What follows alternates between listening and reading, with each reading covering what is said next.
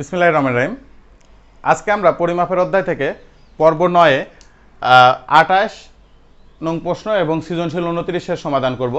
তো এখন দেখো আমি প্রশ্নটা লিখে রেখেছি। প্রশ্নে বলা আছে যে একটি চৌবাচ্চা, খোলা চৌবাচ্চা মনে করো এরকম হতে পারে। চৌবাচ্চাটার উপরের দিকে খোলা, তার মানে এটা হতে পারে কোনো একটা সুইমিং পুল হতে পারে।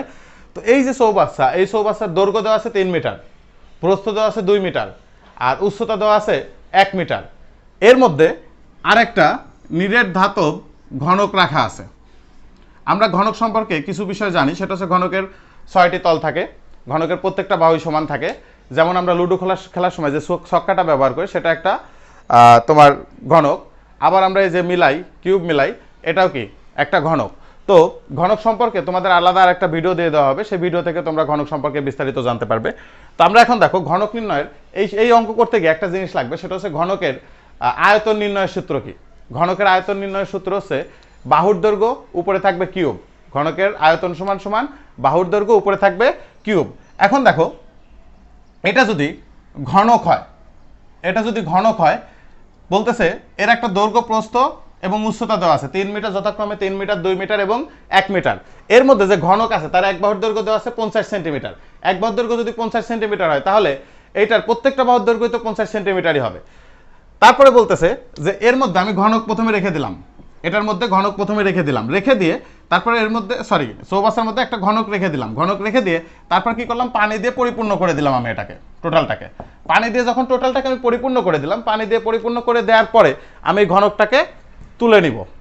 ঘনকটাকে তুলে নেওয়ার পরে পানি কি করবে, যেহেতু এই ঘনকটা কিছু জায়গা দখল করেছিল, ঘনক আমি যখন তুলে নেব তখন কি পানির গভীরতা কি একটু নিচে নেমে যাবে না? এই যে নিচে নেমে যাওয়ার পরে পানির যে গভীরতাটা হবে, সেই গভীরতাটা আমাদেরকে জানতে চাওয়া হয়েছে।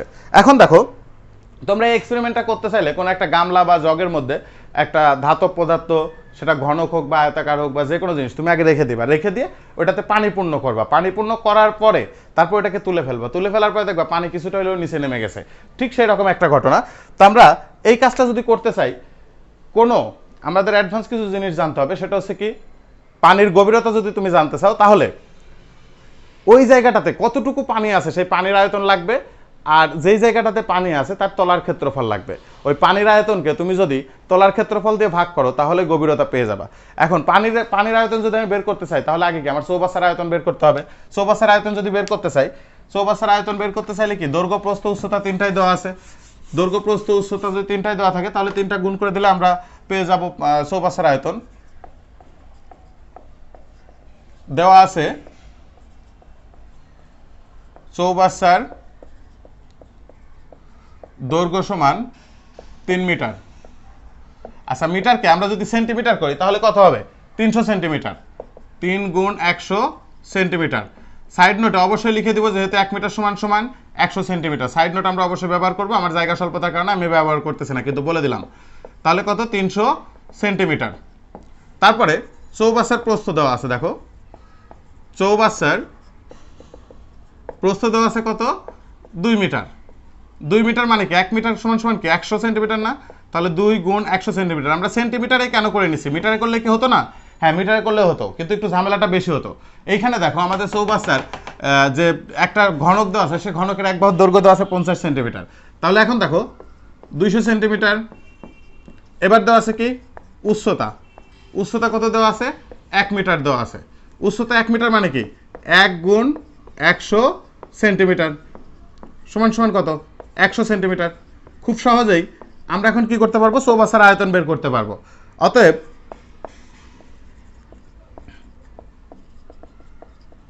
চৌবাচ্চার আয়তন কত? তোমার এক বাহুর দৈর্ঘ্য দেওয়া আছে চৌবাচ্চার আয়তন কত? দৈর্ঘ্য গুণ প্রস্থ গুণ উচ্চতা। তাহলে কত? 300 গুণ 200 গুণ 100।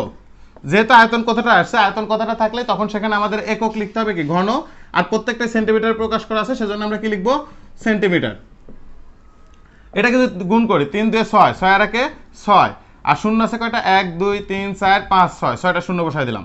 3 4 5 6 এত ঘন সেন্টিমিটার। এখন দেখো আমার এটা কি ছিল? চৌবাচ্চা। এই চৌবাচ্চার মধ্যে কি ছিল? একটা ঘনক ছিল। এই চৌবাচ্চা থেকে আমি যদি ঘনকটা যদি তুলে নিই তাইলেই তো কি আমি পানির আয়তন পাবো না? তার মানে এই চৌবাচ্চার আয়তনও আমার জানতে হবে, আমার ঘনকের আয়তনও জানতে হবে, কারণ ঘনক কতটুকু জায়গা দখল করেছিল সেটা যদি আমি না জানি তাহলে পানির আয়তনটা আমি বের করতে পারবো না। তাহলে এবার আমরা ঘনকের আয়তন বের করে নিব। ঘনকের আয়তন সমান ঘনকের এক বাহুর দৈর্ঘ্য কত? 50 সেন্টিমিটার। আমরা সবগুলো সেন্টিমিটারেই করতেছি। ঘনকের আয়তনের সূত্র হচ্ছে বাহুর দৈর্ঘ্য হোল কিউব। বাহুর দৈর্ঘ্য উপরে পাওয়ার থাকবে 3। কেন এবং কিভাবে সেটা ঘনক নামক আরেকটা ভিডিও তোমরা পাবা, সেই ভিডিওতে বিস্তারিত জানতে পারবা। এত কি যেহেতু আয়তন, তাহলে এখানে কি ঘন সেন্টিমিটার সমান কত? 5 কে যদি কিউব করি 5 5 25, 5 25 125, আর এখানে কয়টা শূন্য হবে? 3টা শূন্য। ঘন সেন্টিমিটার তোমরা ক্যালকুলেটর করে চেক করে দেখতে পারো সবগুলা, তবে সবাইকে প্র্যাকটিস করতে হবে যাতে ক্যালকুলেটর ছাড়া আমি করতে পারি অঙ্কগুলা। এখন দেখো, আমি চৌবাচ্চার টোটাল চৌবাচ্চা এটার আয়তন আমি জানি কত? 60 লক্ষ ঘন সেন্টিমিটার। আর এর মধ্যে একটা 1,25,000 ঘন সেন্টিমিটার একটা চৌবাচ্চা ছিল যেটা আমি তুলে নিব। তাহলে ঘনকের ভিতর থেকে আমি যদি তুলে নিই তাহলে কি পানির আয়তন পাবো না? তাহলে কিভাবে আমরা পানির আয়তন পাবো? তুলে যদি নিই তার মানে কি বিয়োগ করে দিচ্ছি, মাইনাস করে দিচ্ছি ওখান থেকে। অতএব চৌবাচ্চার পানির আয়তন, চৌবাচ্চার পানির আয়তন কত হবে? এই যে এটা থেকে এটা বিয়োগ করব। এটা কত আছে? 6 এর পরে 6টা শূন্য আছে, 1 2 3 4 5 6 বিয়োগ। আর এখানে কত আছে? 1,25,000 আছে, 1 2 5 1 2 3। এত কি আয়তন যেহেতু, তাহলে ঘন সেন্টিমিটার। আমরা যদি এটা থেকে এটা যদি বিয়োগ করি তাহলে বিয়োগ করলে কত আসবে? বিয়োগ করলে আসবে 5 8 7 5 3 0, 5 8 7 5 3 0 ঘন সেন্টিমিটার আসবে। এখন দেখো তো, চৌবাচ্চার পানির আয়তন পাইলাম আমি। আমার আরেকটা জিনিস দরকার, সেটা হচ্ছে আমি প্রথমেই বলেছিলাম, সেটা হচ্ছে আমি যদি পানির গভীরতা মাপতে চাই তাহলে চৌবাচ্চার যে পানির আয়তন, চৌবাচ্চার হোক, নদীর হোক, পুকুর হোক, যারই হোক না কেন, ওই জায়গার টোটাল পানির আয়তনকে আমি যদি ওই তলার ক্ষেত্রফল দ্বারা ভাগ করতে পারি তাহলে আমি পানির গভীরতা পেয়ে যাব। এখন তলার ক্ষেত্রফল নির্ণয়ের সূত্র কি? মনে করো আমার চৌবাচ্চার তলা মনে করো এটা, তাহলে কি এটার একটা কি দৈর্ঘ্য আছে আর একটা কি প্রস্থ আছে না? তাহলে চৌবাচ্চার তলার ক্ষেত্রফল সমান সমান কি দৈর্ঘ্য গুণ প্রস্থ যদি আমি গুণ করি তাহলে চৌবাচ্চার তলার ক্ষেত্রফল পেয়ে যাবো আমরা খুব সহজেই। অতএব চৌবাচ্চার তলার ক্ষেত্রফল কত বেরোবে আমার? চৌবাচ্চার তলার ক্ষেত্রফল বেরোবে দৈর্ঘ্য গুণ প্রস্থ। দৈর্ঘ্য কত দেওয়া আছে আমার? 300, আর প্রস্থ কত দেওয়া আছে? 200। 300 গুণ 200। যেহেতু চৌবাচ্চার তলার ক্ষেত্রফলের কথা বলছি, ক্ষেত্রফল হলে কি তখন কি আবার বর্গ সেন্টিমিটার। আমরা যদি এই দুইটা গুণ করি তাহলে কি 3 2 6, 1 2 3 4 বর্গ সেন্টিমিটার। আমি চৌবাচ্চার পানির আয়তন পেয়েছি, চৌবাচ্চার তলার ক্ষেত্রফল পেয়েছি। আমরা এবার কি করব? ঘনকটা তুলে নিলেই পানির গভীরতা পেয়ে যাব।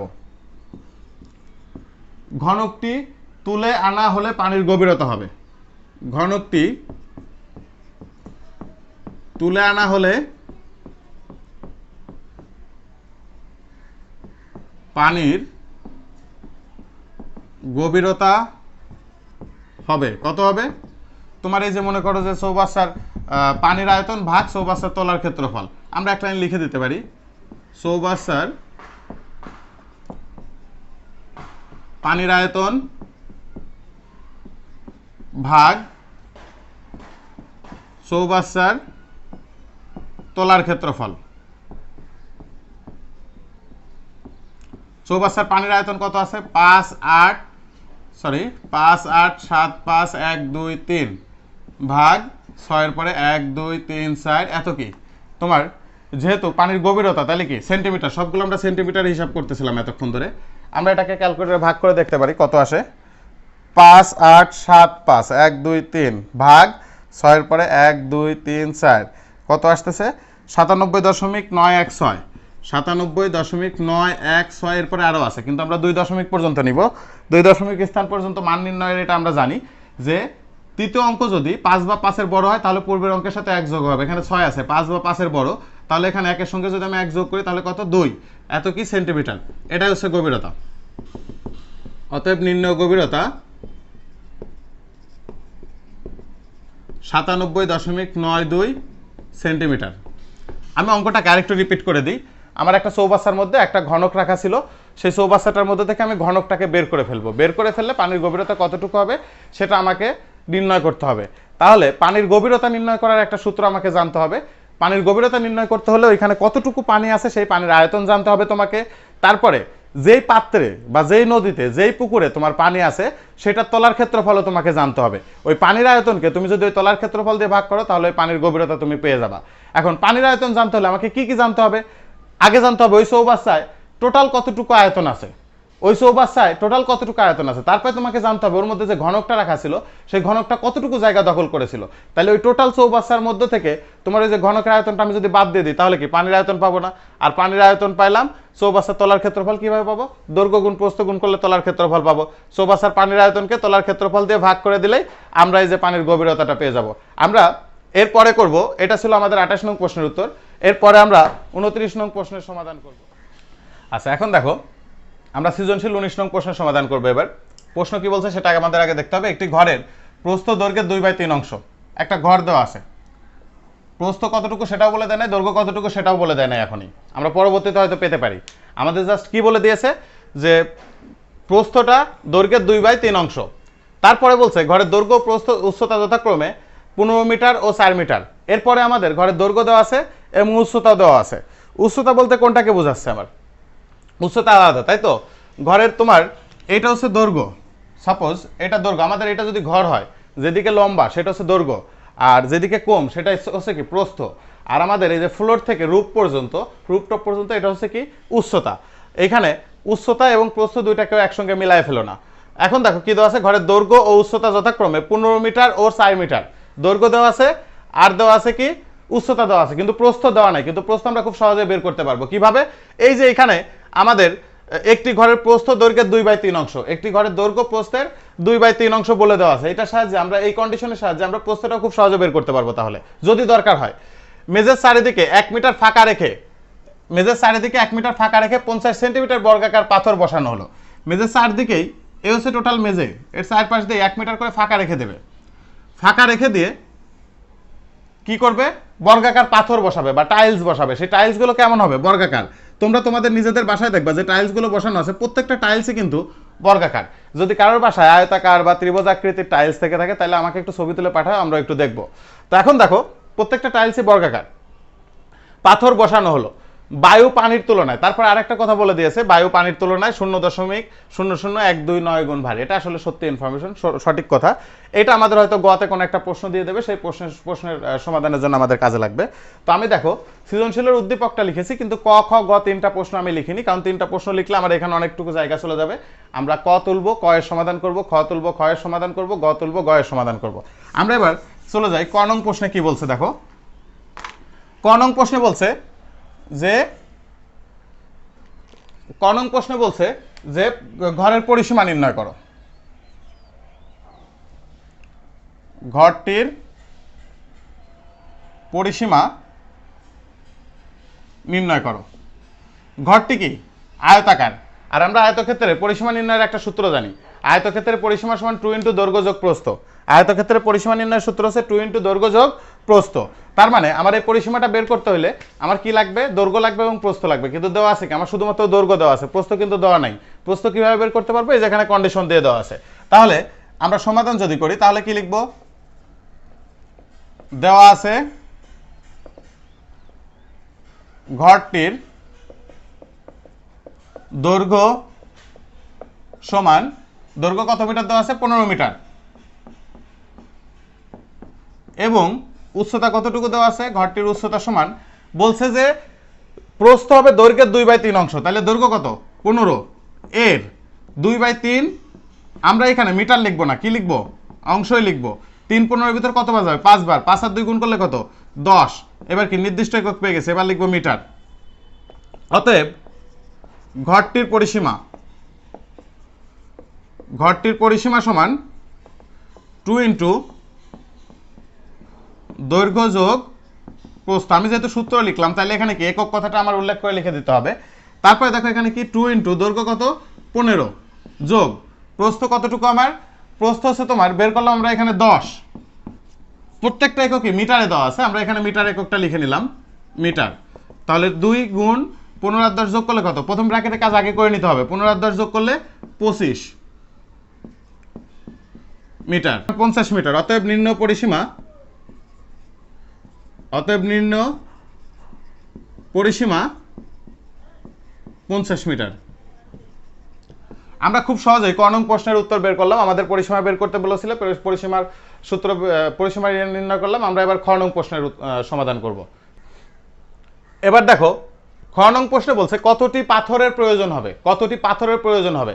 আমরা এই বিষয় নিয়ে এর আগে বহুবার বলেছি। মনে করো তোমার এই হচ্ছে ঘর, এই ঘরে তুমি কি বসাচ্ছ? বর্গাকার পাথর বসাচ্ছ, একটার সাথে একটা, আর একটার সাথে একটা, বা টাইলস বসাচ্ছ, তুমি যাই বসাও না কেন বর্গাকার টাইলস বসাবা। এটার কতগুলো পাথর লাগবে সেই হিসাব তুমি যদি বের করতে চাও, তাহলে তোমাকে কি জানতে হবে? এর মেজের ক্ষেত্রফল লাগবে ভাগ এই প্রতিটি বর্গাকার পাথর বা টাইলসের ক্ষেত্রফল লাগবে। এই জিনিসটা দিয়ে যদি তুমি টোটাল এই ঘরের মেজের ক্ষেত্রফলকে যদি বর্গাকার পাথরের বা বর্গাকার টাইলসের ক্ষেত্রফল দ্বারা ভাগ করো, তাহলে তুমি খুব সহজেই কতগুলো টাইলস লাগবে বা কতগুলো পাথর লাগবে সেটার সংখ্যা তুমি বের করতে পারবে। তো এখন দেখো আমাদের এখানে কি বলা আছে যে ঘরটির চারিদিকে 1 মিটার ফাঁকা রেখে 50 সেন্টিমিটার বর্গাকার পাথর বসাবে। এখন ইনি পাথর বসাবে, বাট চারিদিকে কি 1 মিটার ফাঁকা রাখবে। অনেকে দেখা যায় না যে 1 মিটার ফাঁকা কেন রাখতেছে, যে পাশ দিয়ে আবার উপরের দিকে টাইলস উঠাচ্ছে বা অন্য কোনো কাজ করতেছে, ডেকোরেশনে কাজ করতেছে, এই জন্য 1 মিটার ফাঁকা রাখে। তো উনি কি করবে? পুরা মেঝেতে পাথর বসাবে না, চারিদিকে 1 মিটার করে ফাঁকা রেখে দেবে। চারিদিকে 1 মিটার ফাঁকা রেখে দিলে তাহলে আমার কি করতে হবে? তাহলে 1 মিটার আমার বাদ দিয়ে এই বাকি যে অংশটুকু থাকবে ভিতরে, যে অরিজিনাল যে জায়গাটুকুতে আমি পাথর বসাবো, সেই জায়গাটুকুর ক্ষেত্রফল আমাকে বের করতে হবে। সেই জায়গাটুকুর ক্ষেত্রফল যদি আমি বের করতে চাই, তাহলে কি করতে হবে? আর প্রথমে এই যে আয়তকার ঘর, মেঝে আয়তকার যে ঘর, এই ঘরটার মেঝের চারিদিকে 1 মিটার ফাঁকা রাখলে কি হতো? দেখো, আমাদের দৈর্ঘ্য আমরা পেয়েছি, দৈর্ঘ্যটা আমরা প্রশ্নে দেওয়াই আছে, কিন্তু প্রস্থটা আমরা কোথায় পেয়েছি? ক থেকে পেয়েছি না? আমরা প্রস্থটাকে কোথা থেকে পেয়েছি সেটা আমরা আগে একটু লিখে নিব। দেওয়া আছে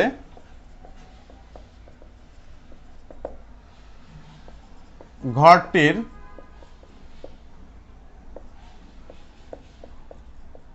মেঝের দৈর্ঘ্য, মেঝের দৈর্ঘ্য কত মিটার দেওয়া আছে? 15 মিটার। এবং ঘরটির মেঝের প্রস্থ কতটুকু দেওয়া আছে? প্রস্থ দেওয়া আছে, প্রস্থ আমরা পাইনি। এবং খ হতে প্রাপ্ত, খ হতে প্রাপ্ত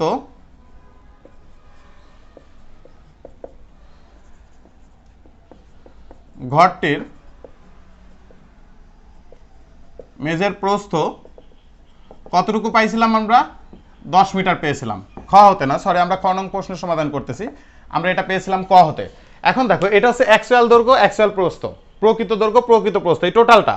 এখন দৈর্ঘ্য কি করছে? আমি এদিক থেকে 1 মিটার বাদ দিয়েছি, এদিক থেকে 1 মিটার বাদ দিয়েছি। প্রস্থ কি করছে? এদিক থেকেও 1 মিটার বাদ দিয়েছি, এদিক থেকেও 1 মিটার বাদ দিয়েছি। আমার চিত্রটা যদিও আয়তাকার হয়নি, বর্গের মতো হয়েছে। তোমরা যদি বর্গের মতো আয়তাকার ধরে নাও তাহলে একটু সুবিধা হয়।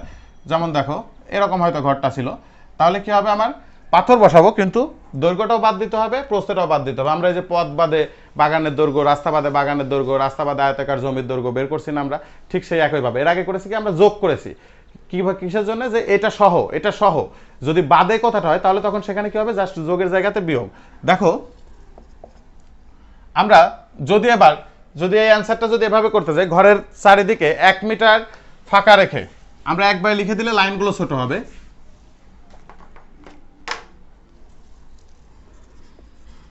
ঘরের চারদিকে 1 মিটার ফাঁকা রেখে, আমার মূলত লাগবে কি? ঘরের চারিদিকে 1 মিটার ফাঁকা রেখে যে মেঝের যে ক্ষেত্রফল সেটা লাগবে, আর বর্গাকার পাথরের বা বর্গাকার টাইলসের ক্ষেত্রফলটা আমার লাগবে। ঘরের চারিদিকে 1 মিটার ফাঁকা রেখে দৈর্ঘ্য হবে, অ্যাকচুয়াল দৈর্ঘ্য কত ছিল? 15 মিটার, বিয়োগ কত মিটার করে ফাঁকা রাখবো? 1 মিটার করে। কয় দিকে? 2 দিকে বাদ যাবে,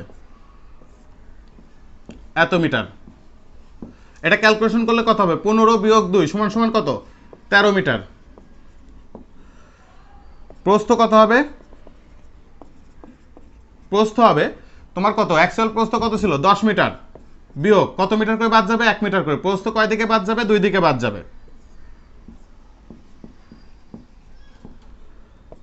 10 বিয়োগ 2 সমান সমান কত 10 বিয়োগ 2 সমান সমান 8 মিটার। তোমরা আরেকটা লাইন করে দিবা, আমি এখানে এক লাইন কম করলাম 8 মিটার। এখন দেখো আমাদের দৈর্ঘ্য পেয়ে গেছি, প্রস্থও পেয়ে গেছি। তাহলে দেখো তো ঘরের চারিদিকে 1 মিটার ফাঁকা রেখে ক্ষেত্রফল কত হবে আমরা এটাও নির্ণয় করতে পারবো। অতএব ক্ষেত্রফল হবে 13 গুণ 8 বর্গমিটার।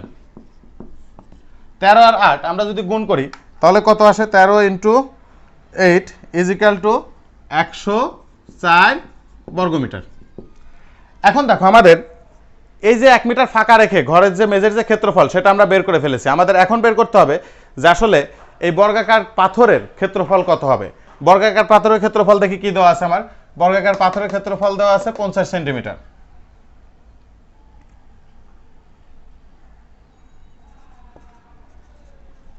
দেওয়া আছে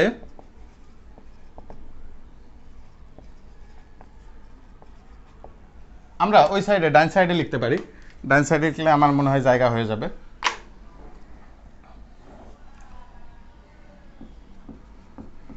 বর্গাকার পাথরের এক বাহুর দৈর্ঘ্য সমান 50 সেন্টিমিটার। এখন দেখো তো আমরা এখানে সব জায়গাতে মিটার এককে হিসাব করে আসছি, সুতরাং ওই 50 সেন্টিমিটারকে আমার এখানে মিটার বানাইতে হবে। আমি যদি ওই জায়গাটাতে এই দিকে যদি সেন্টিমিটার বানাইতাম তাহলে ওখানে গিয়ে আর নতুন করে আমাকে মিটার করতে হতো না। তো আমরা সেন্টিমিটারকে যদি মিটার করতে চাই তাহলে কি করতে হবে, 100 দিয়ে ভাগ করতে হবে। কেন? কারণ হচ্ছে আমরা জানি 1 মিটার সমান সমান 100 সেন্টিমিটার। আমরা যদি 50কে 100 দিয়ে যদি ভাগ করি তাহলে আমাদের ভাগফল আসবে কত, 0.5 মিটার। এখন দেখো তো বর্গাকার এক বাহুর দৈর্ঘ্য যদি 0.5 মিটার হয় তাহলে এর ক্ষেত্রফল কি হবে, 0.5 হোল স্কয়ার বর্গমিটার। অতএব পাথরের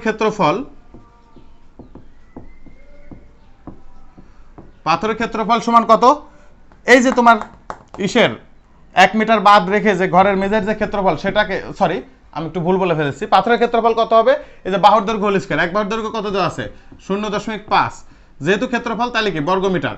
আমরা 0.5কে যদি স্কয়ার করি তাহলে কত আসবে, 0.25 বর্গমিটার। এখন দেখো আমরা ক্ষেত্রফলও পেয়ে গেছি, মেঝের যতটুকু জায়গাতে আমরা টাইলস বসাবো সেটার ক্ষেত্রফলও পেয়ে গেছি, আর পাথরের ক্ষেত্রফলও পেয়ে গেছি। তাহলে যতটুকু জায়গাতে আমি টাইলস বসাবো সেটাকে যদি আমি পাথরের ক্ষেত্রফল দ্বারা ভাগ করি তাহলে খুব সহজে আমরা কতগুলো পাথর লাগবে সেটা পেয়ে যাব। অতএব পাথরের প্রয়োজন হবে কত, 104 ভাগ 0.25 বর্গমিটার। আমরা যদি 104 ভাগ 0.25 যদি আমরা ভাগ করি তাহলে আসবে হচ্ছে আমাদের 416। এত বর্গমিটার না, এতটি পাথর কতটি লাগবে, তাহলে কি 416টি পাথর লাগবে। অতএব নির্ণয় পাথরের সংখ্যা বা নির্ণয় পাথর বা প্রয়োজনীয় পাথর, নির্ণয় পাথর লাগবে 416টি। আমরা এখন গণং প্রশ্নটা একটু দেখে আসি, গণং প্রশ্নে কি করতে হবে। আচ্ছা এখন দেখো গণং প্রশ্ন বলছে ঘরটিতে কত কিলোগ্রাম বায়ু আছে। ঘর, এখন আমার ঘরে কতটুকু বায়ু আছে, কোনো ঘর তো ছোট হইতে পারে, কোনো ঘর বড় হইতে পারে, কিভাবে বুঝবো যে আসলে ঘরটিতে কতটুকু বায়ু আছে। শুধুমাত্র বায়ু কেন, জিজ্ঞেস করতে পারে ঘরটিতে কতটুকু ডায়মন্ড আছে, ঘরটিতে কতটুকু গোল্ড আছে, এরকম বিভিন্ন ধরনের প্রশ্ন থাকতে পারে। তবে সেই ক্ষেত্রে আমাদেরকে জানতে হবে যে আসলে ওই স্বর্ণটা পানির তুলনায় কত গুণ ভারী, ওই বায়ুটা পানির তুলনায় কত গুণ ভারী, এই হিসাবটা আমাদেরকে একটু ভালো করে জানতে হবে। কেন জানতে হবে, কারণ আমরা ঘরের বা কোনো কিছুর আয়তন যদি বের করতে পারি তাহলে ধরে নিতে পারি সেখানে এত ঘন সেন্টিমিটার জায়গাতে এখানে কি এত ঘন মিলিমিটার পানি ধরতে পারে। তাহলে পানির তুলনায় বায়ু কতটুকু ভারী, তারপরে পানির তুলনায় তোমার এই যে গোল্ড কতটুকু ভারী, এই বিষয়গুলো আমাদেরকে একটু জানতে হবে। এই প্রশ্নের লাস্টে আমার অলরেডি দিয়ে দেওয়া আছে। তো এখন দেখো এখানে কি দেওয়া আছে যে ঘরটিতে কত কিলোগ্রাম বায়ু আছে, তাহলে অ্যাট ফার্স্ট আমাদের কাজ হবে ঘরটির আয়তন কত সেটা বের করা। আমাদের কি কি দেওয়া আছে সেটার সাহায্যে আমরা ঘরটির আয়তন বের করে ফেলি। দেওয়া আছে ঘরটির দৈর্ঘ্য কতটুকু দেওয়া আছে 15 মিটার, আর 4 মিটার কি উচ্চতা 15 মিটার। আচ্ছা 15 মিটারকে আমরা যদি সেন্টিমিটার করি তাহলে কি হবে, আমার 1500 সেন্টিমিটার হবে। কেন? কারণ আমরা জানি 1 মিটার সমান সমান 100 সেন্টিমিটার। অবশ্যই তোমরা এখানে সাইড নোট ব্যবহার করবে যে 1 মিটার সমান সমান 100 সেন্টিমিটার। তাহলে এখানে কি লিখবো? 1500 সেন্টিমিটার। আমরা যদি মিটার রাখতাম তাহলে হতো, কিন্তু বেশ কিছু ঝামেলা আমাদের পড়তে হতো, সেই ঝামেলায় পড়বো না বিধায় আমরা কি করব, সেন্টিমিটারে প্রকাশ করে নেব। কোন ধরনের ঝামেলা? যেমন কিছুক্ষণ পরে আমরা লিখবো 1 ঘন সেন্টিমিটার পানির ওজন 1 গ্রাম। তাহলে সেইখানে গিয়ে আমাকে আবার কনভার্ট করতে হবে, অনেক ঝামেলা যেতে হবে। সেজন্য আমরা আগে থেকে এই অঙ্কটা করার ক্ষেত্রে আমরা সেন্টিমিটারে প্রকাশ করে নিব। তারপরে কি দেওয়া আছে? দেওয়া আছে ঘরটির উচ্চতা দেওয়া আছে কত? ঘরটির উচ্চতা দেওয়া আছে 4 মিটার। 4 মিটার মানে কত সেন্টিমিটার? 4 গুণ 100 সেন্টিমিটার। 4 গুণ 100 সেন্টিমিটার মানে কি? 400 সেন্টিমিটার। তাহলে দেখো ঘরটির দৈর্ঘ্য দেওয়া আছে, ঘরটির উচ্চতা দেওয়া আছে, আর খ থেকে আমরা ঘরের প্রস্থ পাইছিলাম, আমরা ক হতে প্রাপ্ত ঘরটির প্রস্থ আমরা কতটুকু পেয়েছিলাম? প্রস্থ পেয়েছিলাম 10 মিটার। এখন সেই 10 মিটারকে আমরা যদি সেন্টিমিটার করি তাহলে 10 গুণ 100 সেন্টিমিটার, তার মানে কত? 1-এর পরে 30 সেন্টিমিটার। এখন দেখো দৈর্ঘ্য পাইছি, প্রস্থ পাইছি এবং উচ্চতা পাইছি। এখন খুব সহজে আমরা ঘরের আয়তন বের করতে পারবো। অতএব ঘরটির আয়তন সমান দৈর্ঘ্য গুণ প্রস্থ গুণ উচ্চতা। এখানে তোমরা সূত্রটা না লিখে সরাসরি মানও বসায় দিতে পারো, কোনো সমস্যা নেই। যেহেতু আয়তন সেহেতু আমাকে এখানে কি লিখতে হবে? ঘন একক। তাহলে দৈর্ঘ্য কত দেওয়া আছে? আমার দৈর্ঘ্য দেওয়া আছে 1500 বা 1500 গুণ প্রস্থ কত দেওয়া আছে? 1000 গুণ উচ্চতা কত দেওয়া আছে? 400। যেহেতু ঘন তাহলে এখানে কি লিখতে হবে? ঘন সেন্টিমিটার। এগুলো যদি আমি গুণ করি তাহলে দেখো 4-15 কত? 60। 4-15 60, আর 1 2 3 4 5 6 7, 7টা শূন্য, তার মানে 2 3 4 5 6 7, 6-এর পরে মোট হবে 8টা শূন্য। এত ঘন সেন্টিমিটার। এটা আমরা কি পেয়েছি? এটা পাইলাম ঘরের আয়তন। কারণ ঘরের আয়তন মানে কি? এতটুকু জায়গায় কি হয়? এত ঘন, এত গ্রাম হচ্ছে পানি ধরে। এখন আমরা একটা জিনিস জানি, সেটা হচ্ছে 4 ডিগ্রি সেলসিয়াস তাপমাত্রায় 4 ডিগ্রি সেলসিয়াস তাপমাত্রায় 1 ঘন সেন্টিমিটার পানির ওজন কত? 1 গ্রাম। তাহলে আমরা সেটা লিখে নিব। আমরা জানি 1 ঘন সেন্টিমিটার পানির ওজন, এই পানি কোন পানি? বিশুদ্ধ পানি হতে হবে। পানির ওজন 1 গ্রাম। এখন তুমি 1 ঘন সেন্টিমিটার যদি কোক যদি রেখে যদি হিসাব করতে যাও, 1 ঘন সেন্টিমিটার মধু যদি হিসাব করতে যাও, বা 1 ঘন সেন্টিমিটার তুমি কোনো একটা শরবত দিয়ে যদি তুমি হিসাব করতে যাও, তাহলে কিন্তু হবে না। 1 ঘন সেন্টিমিটার পানির ওজন 1 গ্রাম। তাহলে দেখো তো আমাদের এখানে আরেকটা কথা বলে দেওয়া আছে যে বায়ু পানির তুলনায় 0.00129 গুণ ভারী। এটা আমরা লিখে নিব। যেহেতু বায়ু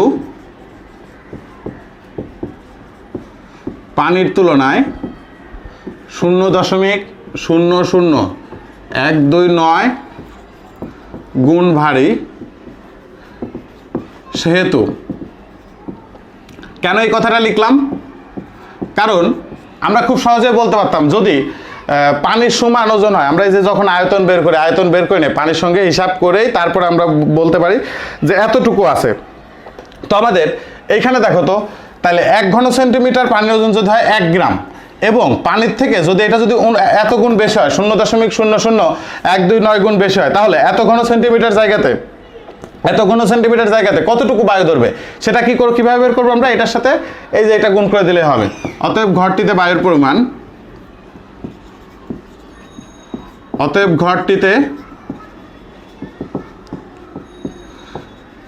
বায়ুর পরিমাণ, বায়ুর পরিমাণ কত? 6-এর পরে 8টা শূন্য আছে, তাই না? 1 2 3 4 5 6 7 8 গুণ 0.00129 ঘন সেন্টিমিটার। সরি, আমার এখানে বলছে ওজন বের করতে। এখন যেহেতু ঘন সেন্টিমিটার হিসাব করতেছে, তাহলে আমার একক হবে কি? গ্রাম। আমরা যদি এটাকে ক্যালকুলেট করি, 6-এর পরে 8 শূন্য, একক দশক শতক হাজার অযুত লক্ষ, গুণ 0.00129, আমরা যদি গুণ করি তাহলে কত হবে 7 7 4 3 0 7 7 4 1 2 3 এত কি গ্রাম। আচ্ছা তাইলে আমাদের এইখানে এত গ্রাম আছে তাই না, এই গ্রামকে আমরা যদি কেজিতে কনভার্ট করতে চাই তাহলে কি করতে হয় 1000 দিয়ে ভাগ করতে হয়, কারণ আমরা জানি 1000 গ্রাম সমান সমান 1 কেজি বা 1 কেজি সমান সমান 1000 গ্রাম। তাহলে দেখো 7 7 4 1 2 3 এটাকে কি করব আমরা 1000 দিয়ে যখন ভাগ করব তখন গ্রামটা কনভার্ট হয়ে কি হয়ে যাবে কিলোগ্রাম বা কেজি, কিলোগ্রাম। আমরা সাইড নোটে কি লিখবো, সাইড নোটে লিখে দেবো যেহেতু 1000 গ্রাম সমান সমান 1 কিলোগ্রাম, তাহলে এইটা তিনটা শূন্য যদি কেটে যায় তাহলে 7 7 4 কিলোগ্রাম। অতএব নির্ণেয় ওজন 7 7 4 কিলোগ্রাম। আমরা প্রথমে কি করছি দেখো, প্রথমে ঘরটার আয়তন বের করে নিয়েছি, খুবই সহজ একটা অঙ্ক। প্রথমে আয়তন বের করে নিয়েছি, তারপরে কি বলছি, জাস্ট বলছি যে যেহেতু 1 ঘন সেন্টিমিটার পানির ওজন 1 গ্রাম, আর পানির থেকে যেহেতু এটা 0.000129 গুণ বেশি ওজন, তাহলে এটার সঙ্গে এটা গুণ করে দিলে যেটা হবে সেটাই বেরোবে ঘরটিতে বায়ুর পরিমাণ। আজকে আমরা করলাম 28 নং প্রশ্ন উত্তর এবং সৃজনশীল 29। পর্ব 10 নং পর্বে আমাদের এই 3 অনুশীলনীর বোর্ড বইয়ের শেষ অঙ্কটা করব, তার মানে সৃজনশীল 30 এবং 31 নম্বর প্রশ্ন সমাধান করব। আজকের মতো এ পর্যন্তই, আল্লাহ হাফেজ।